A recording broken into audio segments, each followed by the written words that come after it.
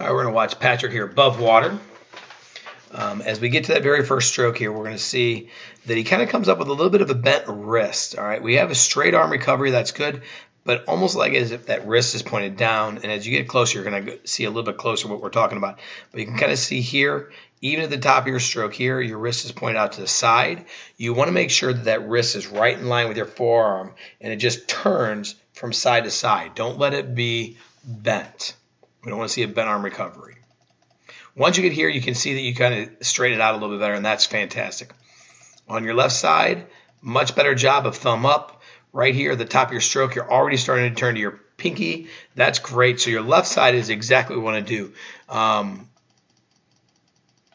Right at the very last second here, you can start to see right here, you're ready to go in with a pinky, and now you start to flatten that hand out. And so now you go in fingertip entry there. So be careful. Make sure you go all the way into that pinky on that left side. And with the right hand, you can see that wrist really, really bent. And then you turn it out just fine there at the end. That's a little bit more of an angle. Left hand is perfect, man. That left hand exit is perfect. The left hand at the top of the stroke is perfect.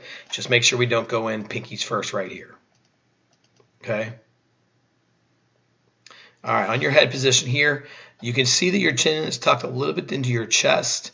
We'd like to see your eyes come back just a little bit so it's more straight up and not so much on this angle here.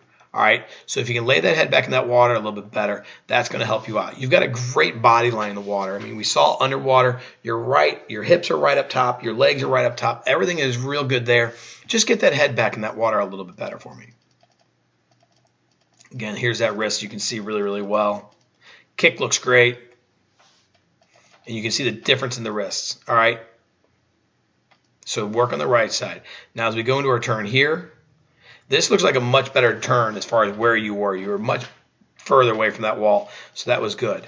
Now when your feet are coming over, your feet have got a slight little separation there. We'd like to see it a little bit wider, actually. If you can get more hip width apart, your backstroke turn is going to be even stronger and faster. Okay, so this is a little bit different of the streamline that we saw underwater. As you can see right in here, there's a lot of blue, right? So as soon as I take away those yellows, look at all that blue. And the reason that blue is there is because your arms aren't locked. Your elbows aren't locked right behind your ears. So you're kind of out of a streamline position. And that's one of the things we want to make sure we're really careful at making sure that we get those streamline positions always. Good dolphin kicks. But again, you can see streamline.